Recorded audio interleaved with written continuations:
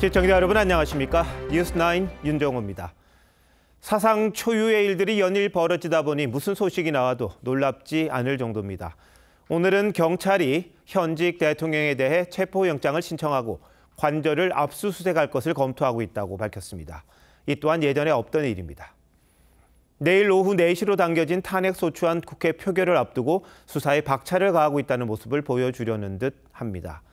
탄핵 여부를 떠나 비상계엄 수사는 완전히 윤석열 대통령의 턱 밑까지 왔습니다. 어떤 대응을 하고 어떤 결과가 나올지 지켜볼 수밖에 없는데요.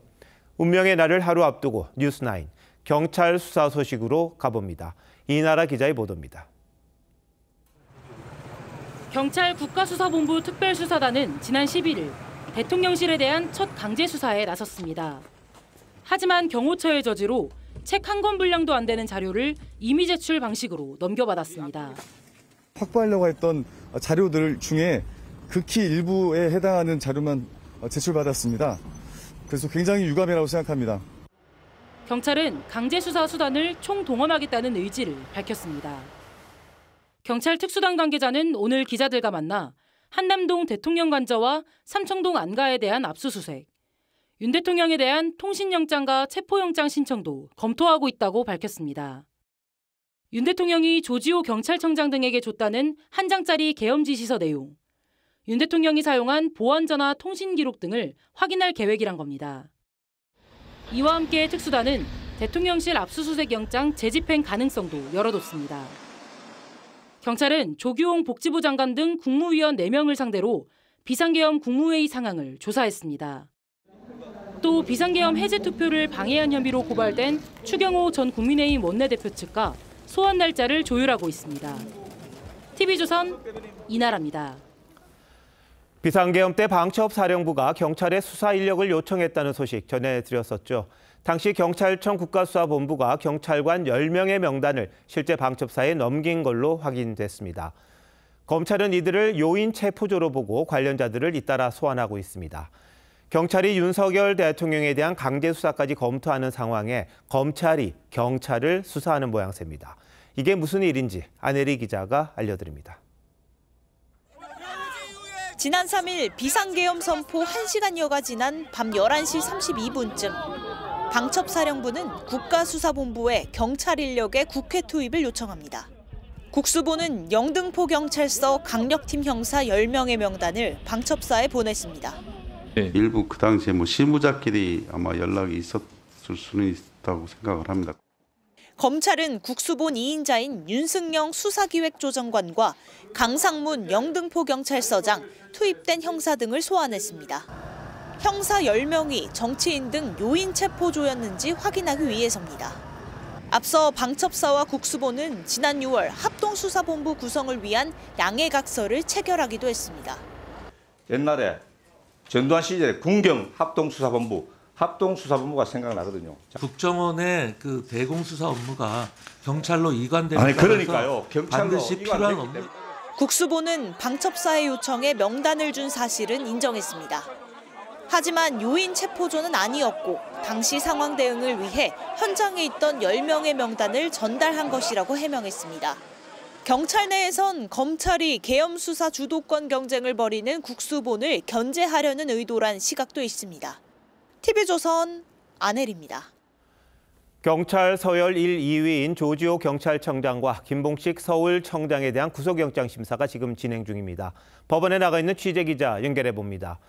한지영 기자, 구속영장 심사 결과가 나왔습니까? 아직 결과는 나오지 않았습니다. 법원은 6시간 넘게 두 사람에 대한 구속 여부를 검토하고 있습니다. 경찰 호송차를 타고 법원에 나온 조 청장은 아무 말을 하지 않았습니다. 윤석열 대통령 6번 전화해서 국회의원 체포하라고 지시한 거 맞을까요? 경찰은 두 사람을 내란 중요 임무 종사자로 보고 구속영장을 신청했습니다.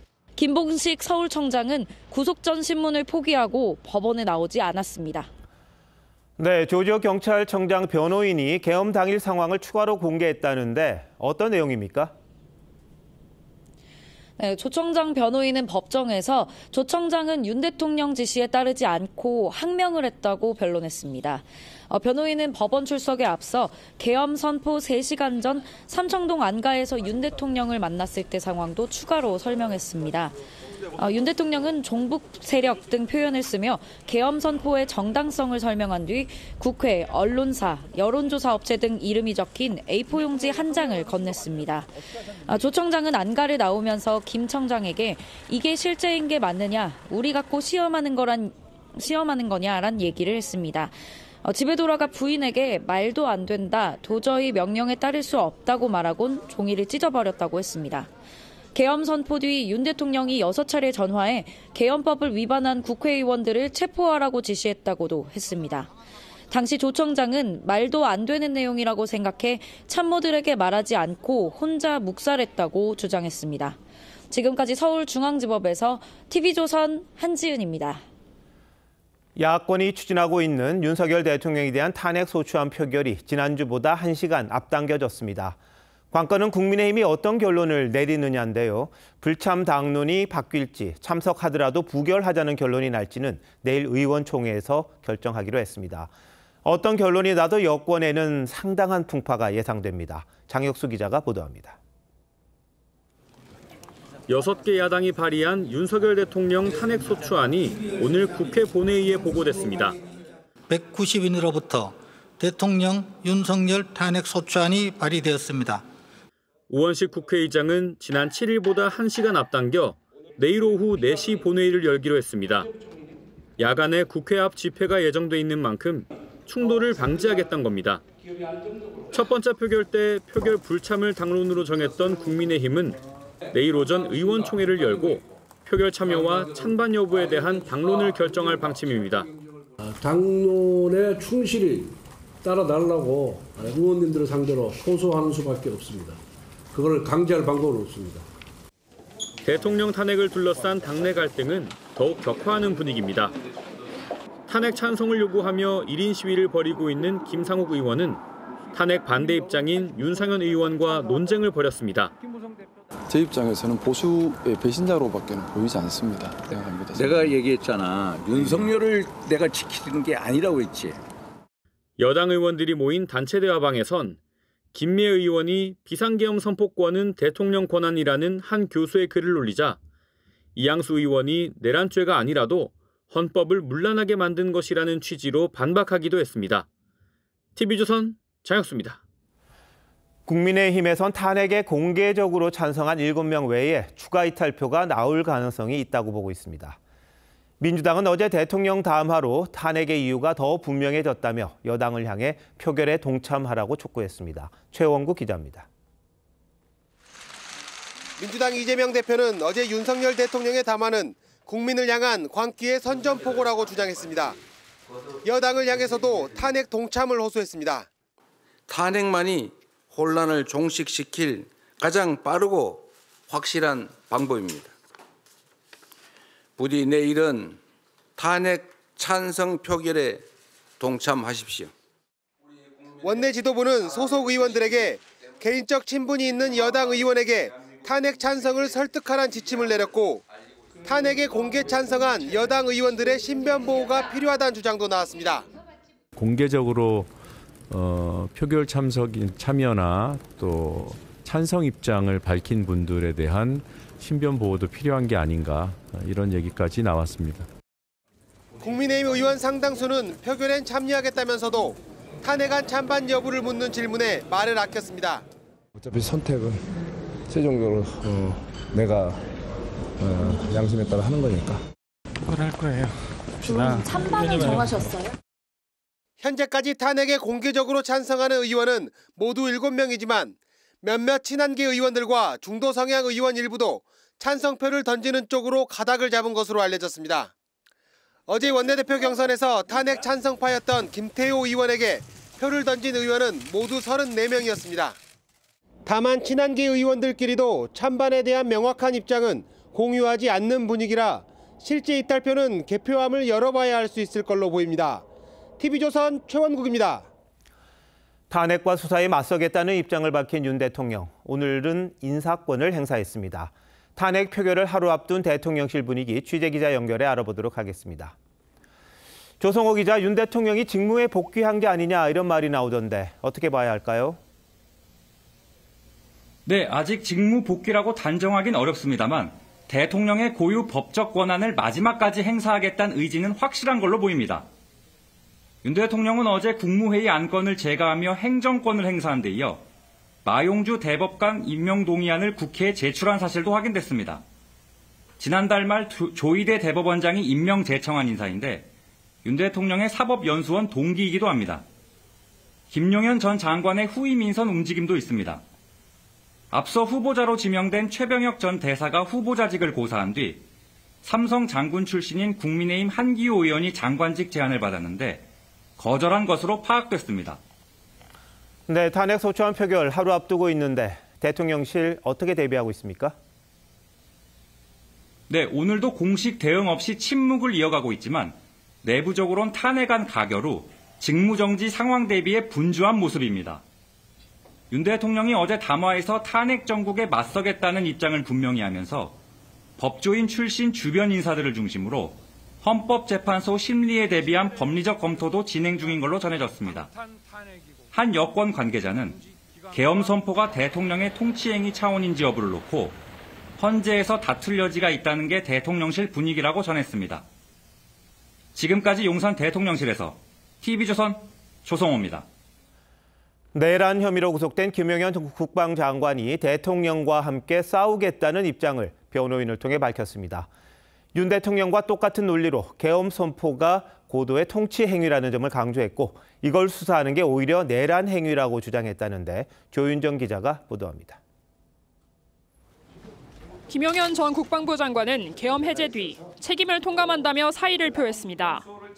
지난 10일 영장실질심사를 앞두고 국민 여러분께 큰 불안과 불편을 끼쳐드린 점 깊이 사죄드린다는 입장문을 냈습니다. 하지만 어제 윤석열 대통령 담화 후 입장이 크게 달라졌습니다. 사명권 행사, 외교권 행사와 같은 사법심사의 대상이 되지 않는 통치 행위입니다. 김 전 장관 변호인단은 오늘 기자들과 만나 헌법과 법률에 따라 정당한 계엄 사무를 했다고 주장했습니다. 비상계엄 선포 자체를 내란이라 주장하고 수사하고 재판하려는 시도 자체가 국헌을 문란하게 하는 내란이라고 했습니다. 김 전 장관은 변호인단을 통해 대통령과 함께 싸워 대한민국 헌법을 지키겠다는 입장을 전했습니다. 김 전 장관은 계엄군의 국회 진입과 포고령 작성 등을 주도한 혐의를 받고 있습니다. 병력에 대한 투입 지시는 장관께서 하셨습니다. 민주당은 김 전 장관 변호인이 밝힌 입장에 대해 민주주의와 법치주의를 전면 부정하는 망언이라고 비판했습니다. TV조선 조윤정입니다. 오늘 열린 국회 긴급현안 질의에선 계엄 선포 당시 상황에 대한 설명이 추가로 나왔습니다. 국무위원들이 계엄을 만류했지만 윤 대통령의 결심이 확고했다고 합니다. 일부 국무위원에게 조치 사항이 담긴 종이가 건네지기도 했다는데 황정민 기자가 취재했습니다. 계엄 발표 당일 저녁 9시쯤 대통령 집무실에 도착한 조태열 외교장관은 계엄을 선포할 거란 윤석열 대통령 설명에 만류했다고 했습니다. 대한민국이 지난 70여 년간 쌓아올린 모든 성취를 한꺼번에 무너뜨릴 수도 있을 만큼 심각한 사안이니 재고해 주십시오. 거듭 재고를 요청했지만 윤 대통령은 어제 담화와 비슷한 취지로 말했고 나의 판단이라며 굽히지 않았다고 했습니다. 지금은 더 이상 모를 수 없다. 그러시면서 발표로 나가셨습니다. 조 장관과 최상목 경제부총리는 윤 대통령에게서 조치 사항이 담긴 종이를 받았다고 했습니다. 비상계엄 상황에서 재정자금 이렇게 유동성 같은 확보를 잘해라. 한덕수 국무총리는 계엄 선포 건의가 자신을 거치지 않았고 이는 법을 따르지 않은 거라고 했습니다. 앞으로 여러 절차에 따라서 법과 국민이 판단을 내릴 것이라고 생각합니다. 고기동 행안부 장관 직무대행은 계엄이 위헌이냐는 질문에 맞다고 답했습니다. 비상계엄은 위헌이다. 맞다 틀리다. 맞다고 제가 답변을 드린 적이 있습니다. 국회 농해수위에 출석한 송미령 농림부 장관은 당시 계엄 두 글자를 듣고 머릿속이 하얘졌다며 장관이 된 걸 후회한다고 말했습니다. 장관 되신 게 좀 후회가 되기도 하지요? 많이 후회됩니다. TV조선 황정민입니다. 비상계엄을 둘러싼 여야의 설전도 이어졌습니다. 여당은 계엄 사태에 사과하면서도 민주당의 입법 독주가 책임이 있다고 했고, 야당은 여당이 내란에 동조하고 있다며 윤 대통령 즉각 탄핵을 주장했습니다. 전정원 기자입니다. 국민의힘 박충건 의원은 계엄 사태로 국민께 실망을 드렸다며 허리를 숙여 사과했습니다. 그러면서도 22대 국회 6개월 내내 탄핵으로 보복하고 특검으로 겁박했다며 야당을 비판했습니다. 어떻게 공당의 대표 한 사람을 방탄하기 위해서 나라를 이토록 쑥대밭으로 만들 수가 있습니까? 박준태 의원은 추경호 전 원내대표가 표결을 방해했다는 야권의 주장에 대해 낭설이라고 반박했습니다. 야당에선 고성이 나왔습니다. 허위 주장을 한 분 즉시 사과하고 잘못된 주장을 바로잡기 바랍니다. 민주당은 계엄의 정당성을 주장한 어제 윤 대통령 담화에 대해 극단적이고 비정상적이었다고 비판했습니다. 담화가 아니라 막말, 그리고 궤변, 자기 변명으로 일관된 대국민 선포였습니다. 윤 대통령이 계엄 이유 중 하나로 든 부정선거 의혹도 선거 시스템을 부정하는 망상이라고 지적했습니다. 선관위원장으로서 보자마자 어떤 생각 드셨습니까? 상당히 충격적이었습니다. 대통령께서 그렇게 생각하신다는 자체가. 현직 대법관 신분이기도 한 노태학 선관위원장은 이재명 대표에게 1심 무죄를 내린 판사가 체포 대상이었다는 의혹과 관련해서도 충격적이라며 있을 수 없는 일이라고 했습니다. TV조선 전정원입니다. 국민의힘 권성동 원내대표가 윤 대통령에게 야당이 강행 처리한 법안에 대한 거부권 행사를 요청했습니다.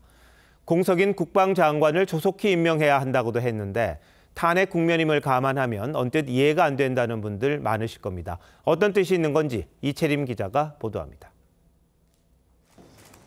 국민의힘 권성동 원내대표는 탄핵 결정이 나기 전엔 윤석열 대통령이 엄연히 대통령이라고 말했습니다. 그러면서 야당이 지난 11월 강행 처리한 양곡관리법 등 6개 법안에 대한 거부권 행사를 요청했습니다. 당시 추경호 원내대표께서 대통령의 제2요건 행사를 정식 요청하였고 이 요청은 지금도 유효한 상황입니다. 권 원내대표는 국가안보를 위해 국방부 장관만은 조속히 임명해야 한다고도 강조했습니다. 윤 대통령이 여전히 군 통수권을 갖는 게 맞느냐는 질문엔 사임하거나 탄핵 소추되지 않는 한 대통령의 권한이라고 했습니다. 안보 수장을 오랫동안 공백으로 놔두는 것이 국가 안위를 위해서는 바람직스럽지 않다. 국방부 장관만은 빠른 시일 내에 임명할 필요가 있다고 생각합니다. 원내 지도부 관계자는 원칙을 강조한 거라고 했습니다. 여권 입장에선 수세 국면이지만 필요한 대야 공세까지 위축될 필요는 없다는 의미로 해석됩니다. 다만 친한계에선 국민 눈높이와 맞지 않다는 지적이 나왔습니다. 지금에 행하고 있는 그런 인사권이라든지 직무를 즉각 중단하시기 바랍니다.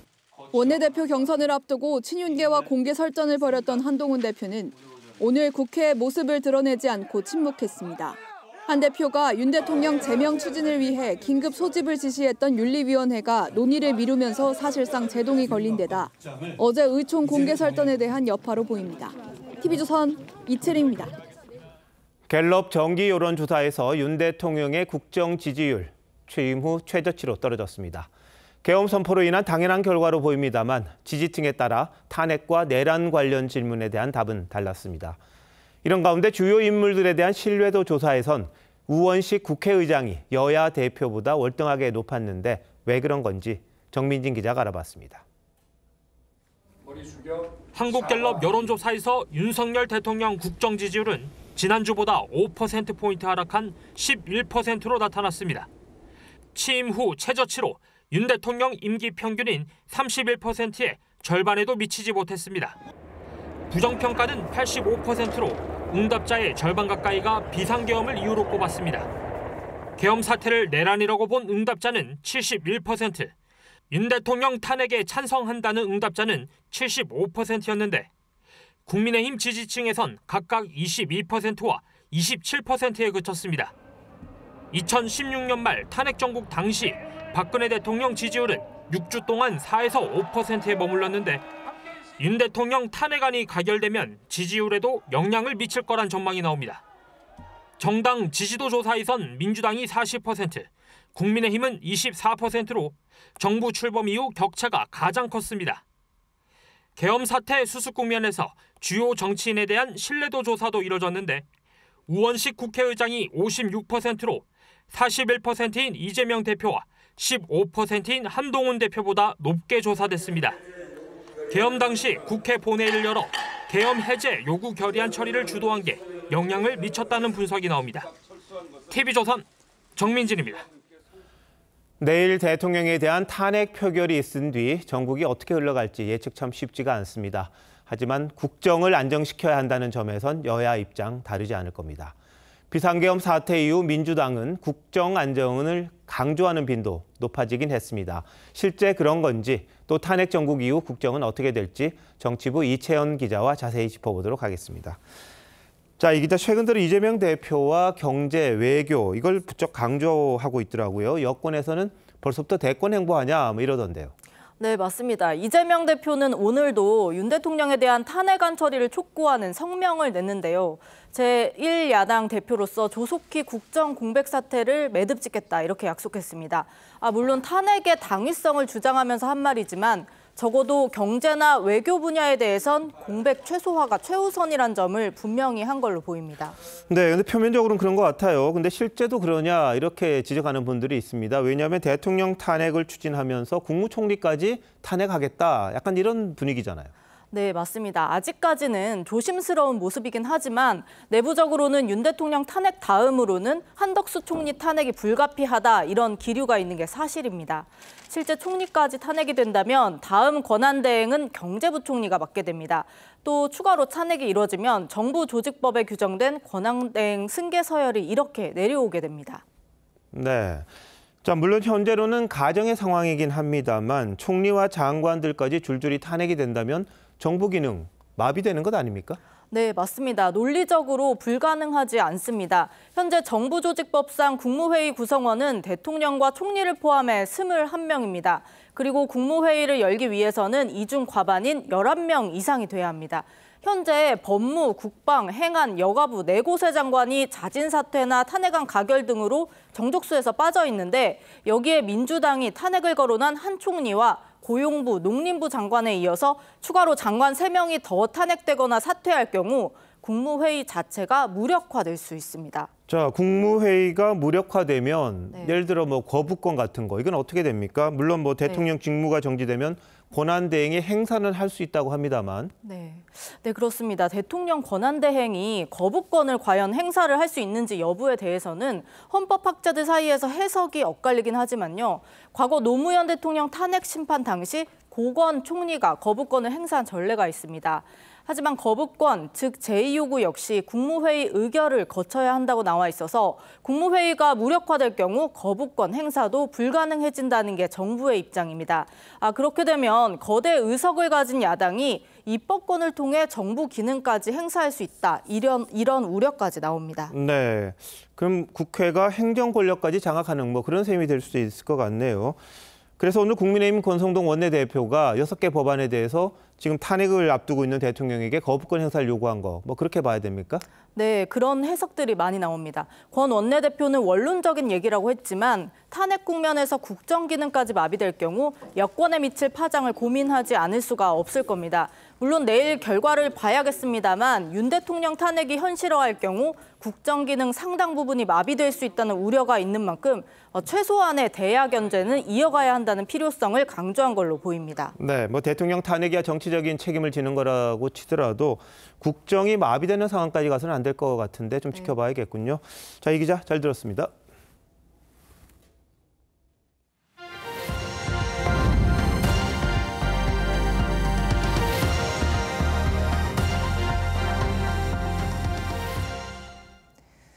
윤석열 대통령 두 번째 탄핵안 표결을 하루 앞두고 전국의 대학생들이 서울 신촌 거리에 모여 집회를 열었습니다. 윤 대통령의 즉각 퇴진을 외치며 계엄 관계자들의 엄벌을 요구했습니다. 송민선 기자입니다. 대학생들이 윤석열 대통령의 퇴진을 요구하는 붉은색 피켓을 들고 함께 구호를 외칩니다.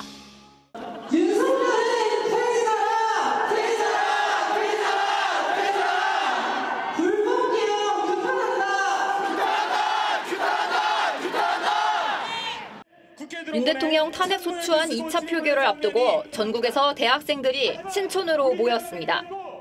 1987년 대한민국 곳곳에서 시민 모두가 목소리를 높이며 외쳤던 민주주의의 소리를 다시 한번 되새기고자 합니다.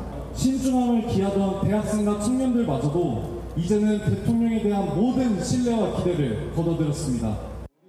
오늘 집회는 고려대와 서강대, 연세대 등 전국 20개 대학 총학생회가 공동 주최했습니다. 오후 8시 기준으로 주최 측 추산 대학생 4,500명이 넘게 참석했습니다. 이들은 자유발언과 입장문 발표, 문화 공연을 이어가며 민주주의와 자유를 지키기 위한 대학생의 연대가 필요하다고 외쳤습니다. 대학생들은 윤 대통령과 비상계엄 관계자들의 퇴진을 요구했습니다. 이 나라의 반민주정부가 또다시 독재국가로의 이행을 선포한다면 대학생 여러분들과 함께 반국가 세력을 자청할 것임을 선언합니다. 비상계엄 선포에 이어 지난 주말 탄핵 소추안 투표 불성립으로 대학가의 시국 선언이 총궐기 집회로 이어지고 있습니다. TV조선 송미선입니다. 여의도 국회 앞에서도 탄핵 촉구 집회가 열렸습니다. 과거엔 전통 민중가요와 촛불로 가득했었는데 이제는 응원봉을 들고 K-팝을 부르는 풍경으로 바뀌었습니다. 달라진 집회 문화를 이낙원 기자가 전해드립니다. 국회의사당 앞 도로에 형형색색의 응원봉을 든 시민들이 모였습니다.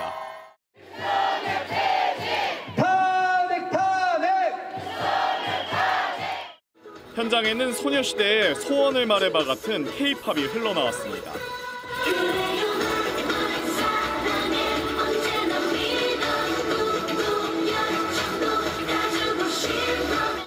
MZ세대에 친숙한 애니메이션 주제곡도 등장합니다.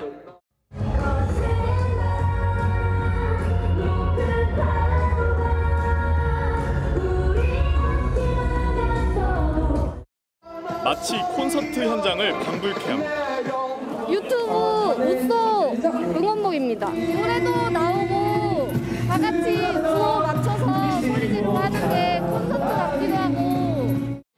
장엄한 멜로디에 투쟁을 고취하던 운동가요만 나오던 집회 현장과는 크게 달라진 분위기입니다. 때 아닌 특수를 맞은 상인들은 탄핵이라는 글자가 적힌 LED 응원봉을 팔고 있습니다. 얘가 더 박잖아. 얘 치워버려서 소가 안 나가. 놀러 나오는 것 같아 그냥. 신나게 노래 부르고 흔들고.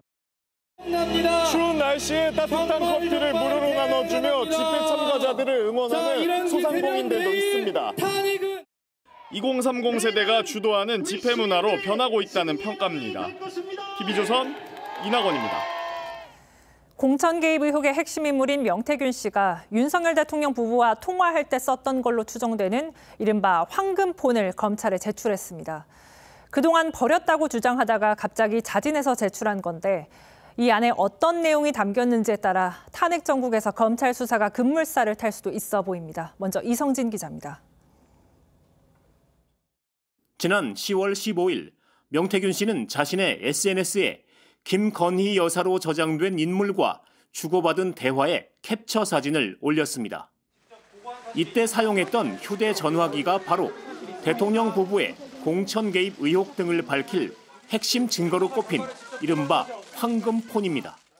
낮에도 여러 번씩 계속 통화를 했어요. 제가 옆에서 조언을 해드리는 거죠. 하지만 명 씨는 그동안 황금폰을 포함한 자료를 처남을 통해 버렸다고 주장했는데 어젯밤 돌연 변호인을 통해 휴대전화 3대와 USB 하나를 검찰에 제출했습니다. 검찰은 제출한 휴대전화기 가운데 2019년 9월부터 지난해 4월까지 쓴 이른바 황금폰이 포함됐는지부터 확인하고 있는 것으로 전해졌습니다. 만약 황금폰의 내용이 확인된다면 이 휴대전화기를 쓰던 기간에 치러진 2022년 대선과 지방선거, 김영선 전 의원이 당선된 국회의원 보궐선거 등에 대한 공천 관련 의혹 수사에 탄력이 붙을 수 있습니다. 다만 명 씨가 제출한 휴대전화기는 전원이 꺼져 있어 그 안의 내용을 확인하기 위해서는 포렌식 작업이 필요한 상황. 검찰 관계자는 전원이 꺼진 휴대전화기를 켜는 순간 증거물을 오염시켰다는 오해를 살 수 있다며 휴대전화기를 봉인한 뒤 포렌식 부서에서 관련 작업을 진행할 것이라고 전했습니다. TV조선 이성진입니다. 그렇다면 명태균 씨는 왜 갑자기 자발적으로 검찰에 휴대전화를 제출했을까요? 명 씨는 당초 민주당과 접촉했지만 만남이 불발돼 검찰에 낸 거라고 했습니다. 그동안 어느 쪽에 제공할지를 두고 저울질한 걸로 보이는데 이번 계엄 사태도 명 씨의 심경에 적지 않은 영향을 끼친 걸로 전해졌습니다. 노도일 기자입니다. 지난 3일 검찰은 명태균 씨를 구속 기소하며 증거은닉 교사 혐의도 추가했습니다. 명 씨가 줄곧 황금폰을 포함한 휴대전화를 처남을 시켜 버렸다며 제출을 거부했기 때문인데 그러면서도 변호인은 황금폰의 존재를 암시하기도 했습니다. 명태균 씨가 휴대폰을 가지고 있어서 이를 제출해야 한다면 굳이 검찰에 제출할 필요가 없고 정권 획득을 노리는 민주당에 제출할 수도 있습니다. 결국 명 씨 측은 없다던 휴대전화를 뒤늦게 검찰에 제출하며 그동안 민주당에 접촉한 사실도 인정했습니다. 명태균 씨는 2024년 11월 13일 날 민주당 박주민 의원과 통화를 합니다. 12월 12일 날 변호인 접견을 와달라. 하지만 어제 박 의원이 약속을 취소하고 접견에 오지 않았고 더 이상 민주당을 믿기 힘들다는 판단으로 황금폰을 검찰에 제출했다는 게 명 씨 측 설명입니다. 하지만 박 의원은 지난달 명 씨가 먼저 연락해왔고 휴대폰 언급 없이 면회만 요청했다며 약속한 12일에 명 씨 접견 신청을 했지만 그 날짜는 접견이 불가능하다는 통보를 받았다고 반박했습니다. 명 씨 측 변호인은 박 의원의 해명에 대한 반응은 내놓지 않은 채 명 씨가 휴대전화를 초기화하지 않고 원래 사용한 상태로 제출했다며 다만 안에 어떤 내용이 담겼는지는 모른다고 전했습니다. TV조선 노도일입니다. 오늘 전국 곳곳에 찬바람이 불고 눈비가 내렸는데요. 내일 체감온도가 영하 10도까지 떨어지면서 주말 내내 강추위가 예상됩니다. 최원영 기자입니다. 쌀쌀한 겨울바람에도 크리스마스 트리 앞에서 사진을 찍기 위해 줄을 섭니다. 추위도 아랑곳하지 않고 친구들과 추억을 만듭니다. 구경 왔는데 좀 생각보다 너무 추워요. 바람도 차고. 장갑 샀어요. 친구가 사줬어요. 추워서. 오후 들어 찬바람이 더욱 강해지면서 전라도와 서해안 곳곳에는 비나 눈이 내렸습니다. 서울과 수도권도 종일 흐린 가운데 한낮에도 체감온도가 1도 안팎에 머물렀습니다. 오늘 너무 춥다 그래서 히트텍도 입고 장갑도 하고 목도리도 하고 그러고 나왔어요. 완전 무장하고 나왔어요. 밤사이 기온은 더 떨어질 전망입니다. 내일 아침 서울의 기온은 영하 4도까지 떨어지고 포천은 영하 9도, 대전 영하 5도, 대구 영하 3도 등 전국 대부분 지역이 영하권에 머물 예정입니다. 주말 동안 충청권에는 최고 5cm까지 눈이 내리겠습니다. 차가운 북서기류가 유입되어 중부지방을 중심으로 아침 기온이 영하 5도 내외가 되겠습니다. 바람도 약간 강하게 불어 체감온도는 더욱 낮아 춥겠으니 다음 주 월요일 아침 최저 기온이 영하 10도까지 떨어지면서 당분간 강추위가 지속될 전망입니다. TV조선 최연영입니다. 원달러 환율이 1,400원을 넘기면서 고물가 우려는 갈수록 커지고 있습니다. 계엄 사태 영향이 반영되지 않았는데도 수입 물가는 2달째 오름세를 보였고 국내 물건값을 덩달아 끌어올리고 있습니다. 계엄 사태 이후를 바라본 정부의 경기 진단은 더 어둡습니다. 송병철 기자입니다. 대형마트의 커피 진열대. 지난달부터 즉석 커피 등의 출고가가 평균 8.9% 오르며 소비자 가격이 100원에서 200원가량 인상됐습니다.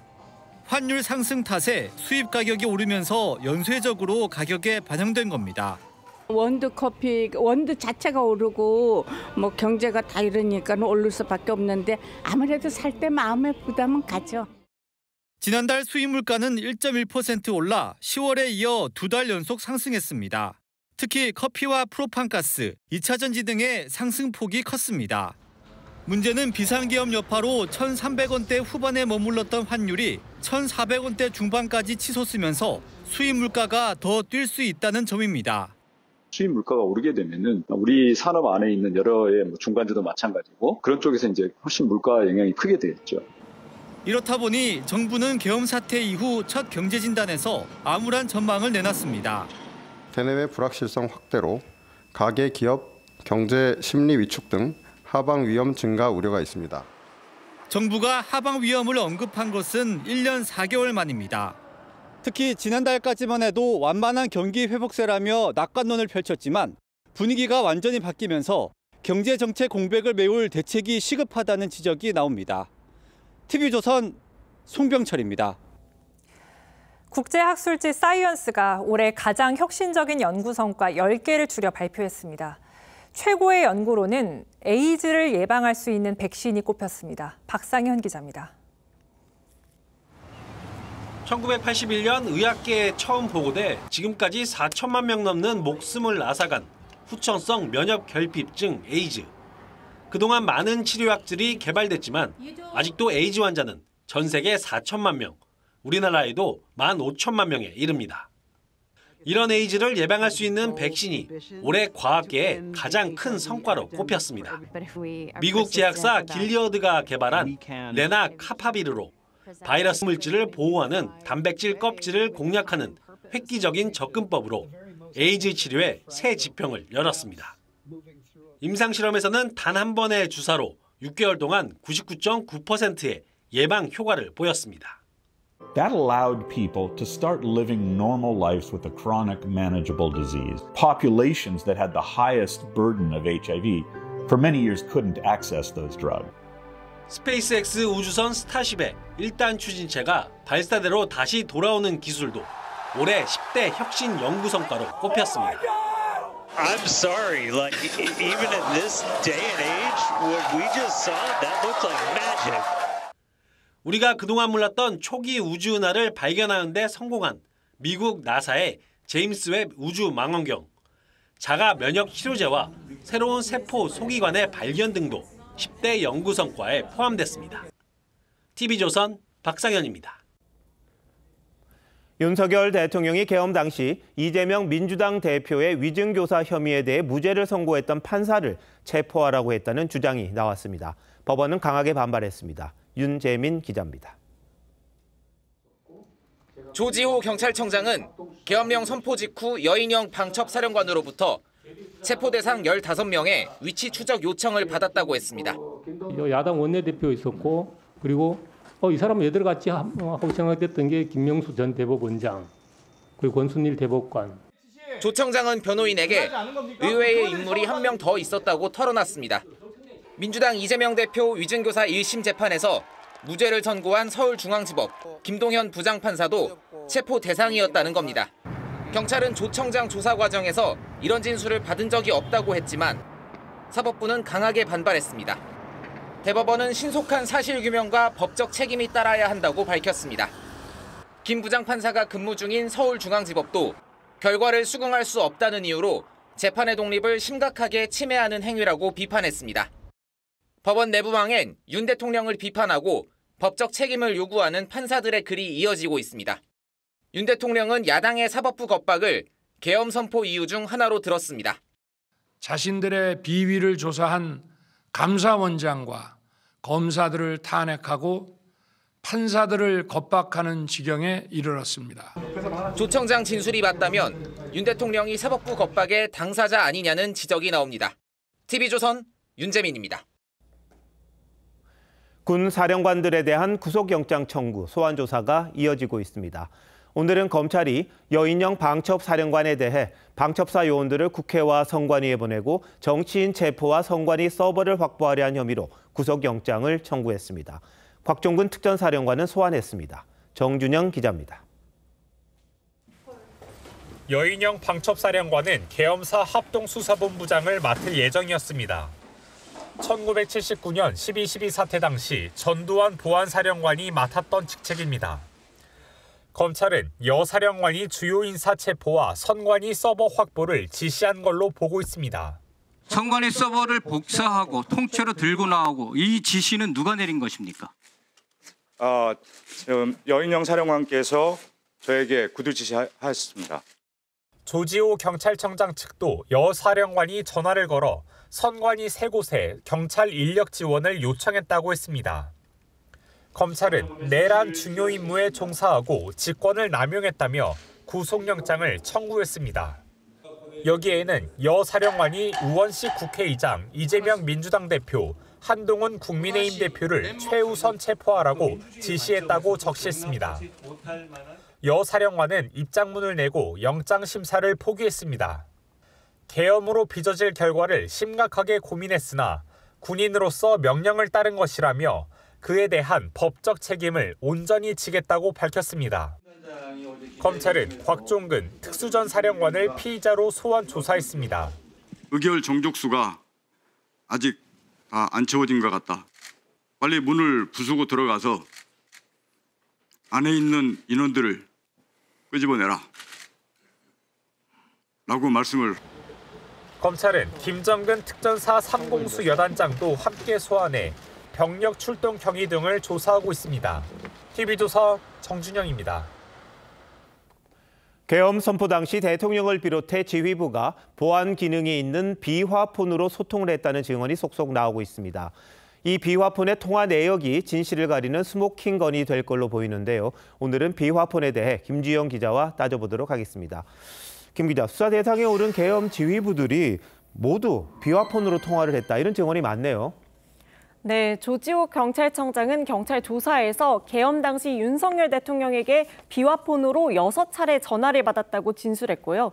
곽종근 특전사령관과 이진우 수방사령관도 작전 중 비화폰으로 윤 대통령의 지시를 직접 받았다고 했습니다.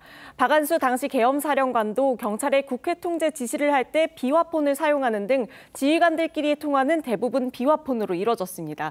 현재 수사 과정에서 경찰이 김용현 전 국방부 장관과 조지호 경찰청장의 비화폰을 압수했고 군의 비화폰 운영 서버가 있는 수도방위 사령부를 압수수색했습니다. 이 비화폰이 뭐길래 계엄 지휘부들이 모두 이걸 갖고 있는 겁니까? 네, 일반 휴대전화 통화는 기본적으로 사람 음성을 신호화해서 송출한 뒤에 다른 휴대전화가 음성으로 변환해서 수신하는데요. 비화폰은 암호화 기술을 추가해서 송수신 과정에서 도청, 감청 등 정보 유출을 막는 겁니다. 우리 군은 2G 구형 모델을 사용하다가 2020년부터 삼성 갤럭시 S20을 개조해서 스마트폰으로 전환했는데요. 당시 국방부는 군 주요 지휘자 500여 명에게 이 비화폰을 지급했다고 설명했고, 군 외에도 국무위원들과 국정원, 외교 관련 직무 등 국가 기밀을 다루는 직책에 보급됩니다. 자, 그럼 이 비화폰에는 기능이 어떤 게 있는 겁니까?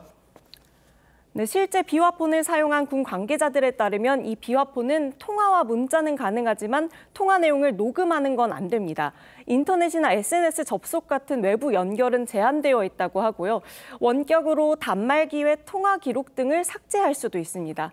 다만 보안 기능은 비화폰끼리 통화했을 때만 적용되고 일반 휴대전화라 통화를 하면 일반 전화에는 기록이 남는다고 합니다. 이 비화폰을 포렌식하면 어느 정도의 정보를 얻을 수 있습니까? 네, 지난 6일 홍장원 당시 국정원 제1차장이 윤 대통령과 비화폰 통화 내역을 공개하기도 했는데요. 전문가들은 비화폰 단말기 자체에서 찾을 수 있는 기록은 제한적이고 국방부 자체 서버에 기록이 남아있을 가능성이 있다고 봤습니다. 군이 비상 상황에 대비해서 비화폰 사용 내용을 저장해 놨는지와 암호화 내역을 풀 수 있는 마스터키를 보유하고 있는지 여부에 따라 얻을 수 있는 정보가 달라진다는 겁니다. 1차적으로 암호 통신할 때 사용됐던 비밀번호, 즉 키에 대한 정보가 나올 수 있고요. 그다음에는 언제 통화를 했었나, 그런 로그 기록 같은 게 나올 수 있을 겁니다. 그리고 국과수도 비화폰을 포렌식해본 경험은 없다고 했는데요. 다만 과거 군 내부 보안폰과 경찰 업무용 폰 등을 포렌식할 때에 서버 관할 부서의 암호키를 협조받는 식으로 진행했다면서 이번에도 수사기관의 요청이 온다면 비슷한 과정으로 진행될 것이라고 했습니다. 네, 주요 당사자들의 진술, 비화폰 포렌식, 이걸 통해서 진실이 어느 정도 드러나지 않을까 싶은데 좀 지켜봐야겠군요. 김 기자, 잘 들었습니다.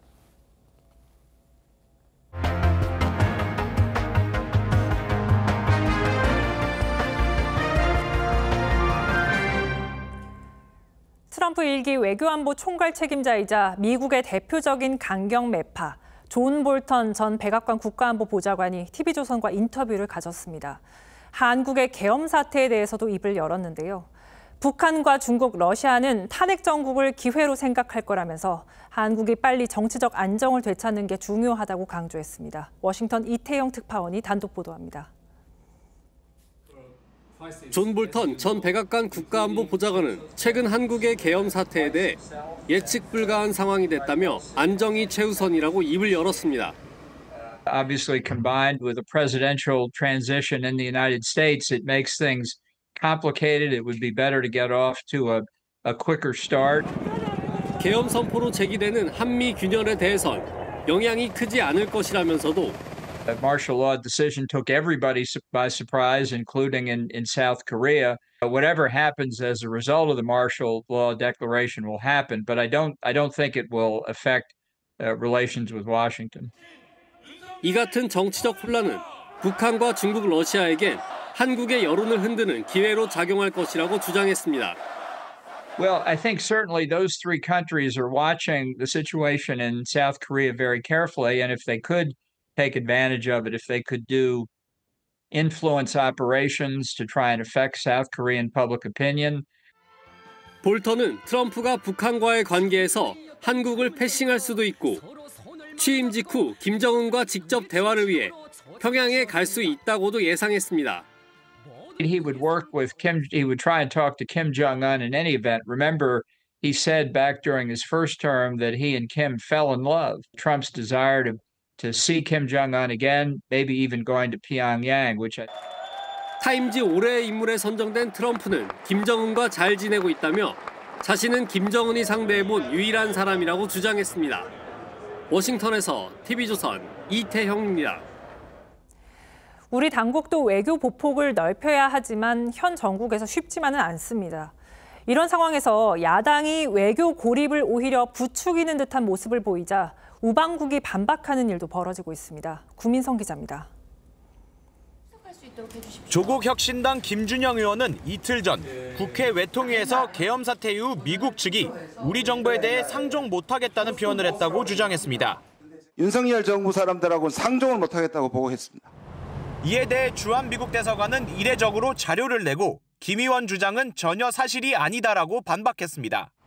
김 의원은 영국 등 5개국이 내년 10월 경주 에이펙 정상회담을 보이콧한다고도 했는데 영국 대사관은 제기된 주장이 부정확하다고 했고 호주 당국도 이번 주 관련 회의에 참석했고 앞으로도 지지할 것이라며 부인했습니다. 정치권에서 부정확한 주장이 나오는 데에 대해 미 외교당국 관계자는 한미 간 접촉을 정치적으로 이용하지 않을까 우려된다고 말했습니다. 국가의 내부 상황을 외국의 입을 빌려서 노출시키거나 왜곡하거나 사실관계를 바꾼다면 상대국이 더 상당히 당황할 것이며 이것은 우리 국익을 지키는 데 도움이 되지 않습니다. 조태열 외교부 장관은 피해는 있었지만 신속하게 회복돼 한미동맹에 균열이 생기진 않을 것이라고 했습니다. 업무 헌정 질서가 회복되면은 빠른 시일 내에 저는 정상화되리라고 생각합니다. 정부는 외교 공백이 없도록 주의를 기울이고 있다고 밝혔습니다. TV조선 구민성입니다. 올해 역대 최초 1,000만 관중을 기록한 프로야구가 골든글러브 시상식으로 화려했던 한 해를 마무리했습니다. 최고의 스타 김도영은 97.2%의 득표율로 황금 장갑까지 거머쥐었습니다. 이다솜 기자입니다. 정규리그 MVP를 수상한 김도영이 생애 첫 골든글러브 트로피를 품에 안았습니다. 붉은색 정장으로 눈길을 끈 김도영은 겸손한 소감으로 박수를 받았습니다.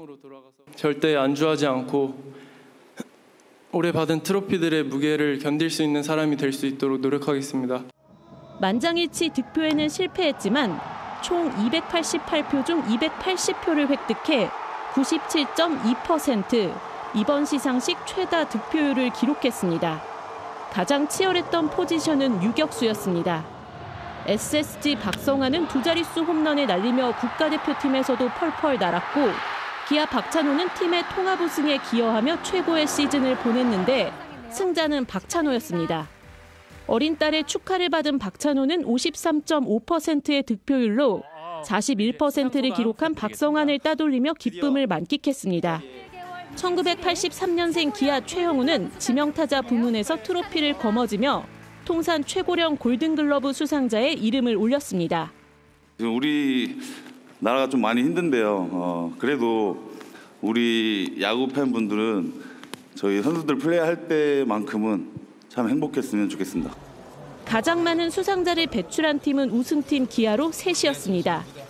준우승팀 삼성에선 구자욱과 강민호가 수상의 영광을 차지했습니다. TV조선 이다솜입니다.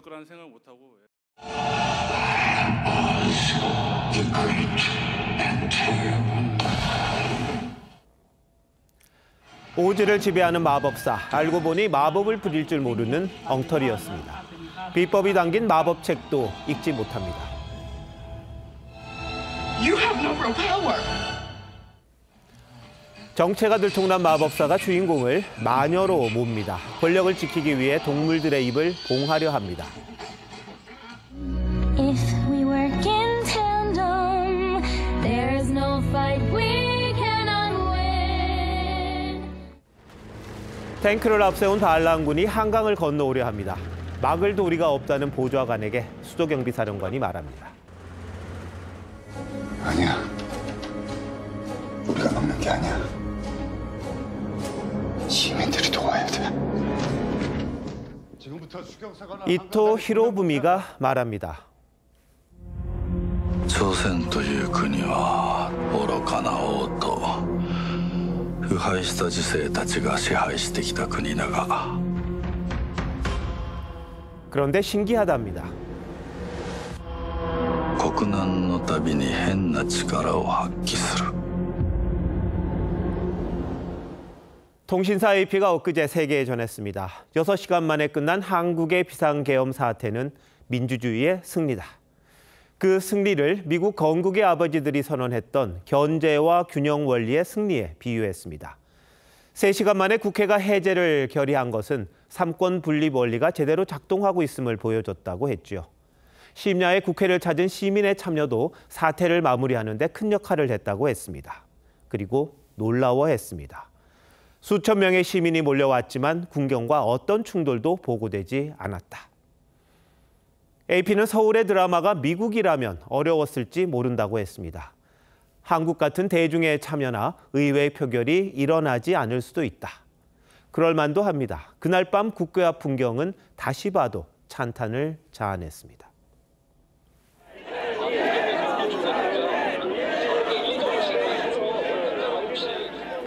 저마다 휴대전화를 치켜들어 군경의 일거수일투족을 생중계했습니다. 계엄군 차량을 몸으로 막아서기도 했습니다.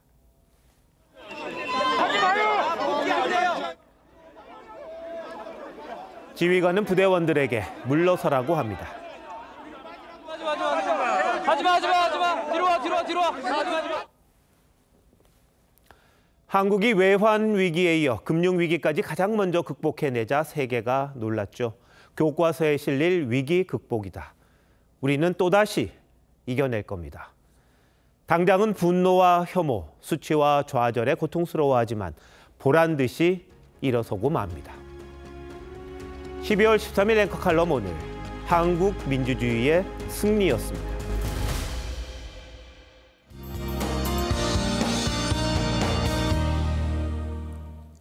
차가운 대륙고기압의 가장자리를 따라 찬 공기가 남하하고 있습니다. 주말인 내일은 오늘보다 더 춥겠는데요. 서울의 아침 기온이 영하 4도, 찬바람의 체감 온도는 영하 8도까지 뚝 떨어지겠습니다. 그 밖에 전국에도 영하권 추위가 나타나겠고 철원이 아침에 영하 10도, 충주는 영하 7도까지 곤두박질하겠습니다. 한낮에도 5도 안팎으로 종일 춥겠는데요. 보온에 신경 써주셔야겠습니다. 내일 오전까지 호남과 울릉도, 독도에 눈과 비가 이어지겠고 늦은 밤부터 다시 충남과 후남 서해안에 눈과 비가 내리겠습니다. 동해안 지역은 대기가 매우 건조합니다. 건조주의보가 발효 중이고요. 내일 대부분 해안 지역과 제주를 중심으로 바람도 강하게 불어서 각종 안전사고에도 유의하셔야겠습니다. 일요일에는 충청과 호남, 제주에 눈과 비가 내리겠습니다. 날씨였습니다. 12월 13일 금요일 뉴스9 마칩니다. 시청해주신 여러분 고맙습니다.